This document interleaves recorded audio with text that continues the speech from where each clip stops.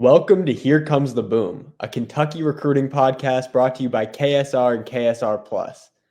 Well, it's Thanksgiving week, so full transparency, I'm filming this here on a Tuesday, so we're going to talk about the latest in Kentucky basketball recruiting. I know a big target is set to make his decision on Tuesday, so when you're watching this, he will have made his decision.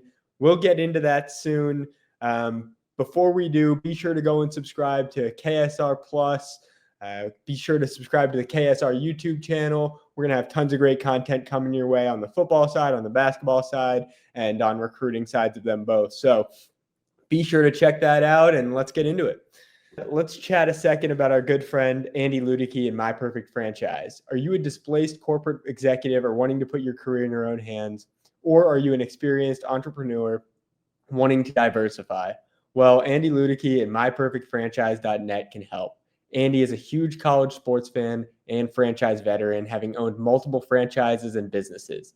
Using his expertise, he helps others find their American dream through a very thorough consultation and evaluation process. Call Andy, put your life and career in your own hands. Best of all, his services are 100% free to you, so what do you have to lose?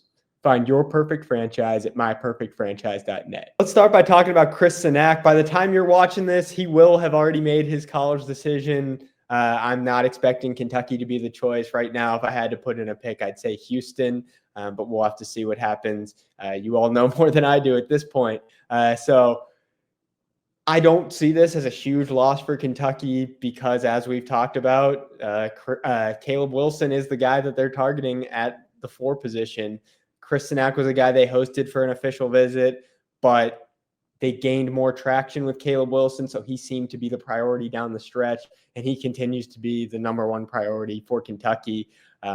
It doesn't really seem like there's anyone else in 2025 that they're going too hard after right now. And let's kind of shift over to talk about this 2025 class. You've got Jasper Johnson, you've got Malachi Moreno, and you've got a Caden Lewis. The 4th piece of that puzzle, if Kentucky can get it done, is Caleb Wilson. He's expected to make a decision maybe sometime in December, January. So it's nearing, but it's not supposed to happen anytime too soon. But be on the lookout for a decision there. He's down to 5 schools. We've talked about them before, but Kentucky seems to be the front runner through all of this. Outside of Caleb Wilson, there's really not too many guys they're going after. Like we talked about, Chris Sinak's now off the board. Michael Brown is a guy that Kentucky hasn't really pursued since they got a Caden Lewis. You've got Braden Burries, whose recruitment has been very quiet, and Kentucky hasn't really been mentioned among the true contenders there. And that's really about it. Nico Bundalo is still listed there on 3, but Kentucky's not pursuing him. AJ Dybant's the same thing.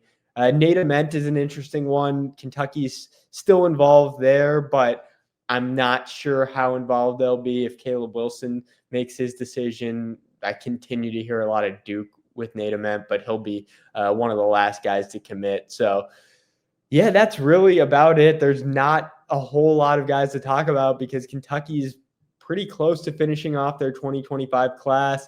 All eyes continue to be on Caleb Wilson. It feels like we're saying it every week. Keep an eye out for Caleb Wilson. He's started off the high school season with a great performance. I don't have his stats by hand, but you can look them up, and he's having just an excellent start to his senior season. He would be a great addition to this Kentucky class if UK can get it done. Let's get into the final thought. The final thought is Kentucky is in a good spot. We've seen what they're doing on the basketball court now. We actually have some on-court material that the staff can show recruits, which we talked about with Cody Feger.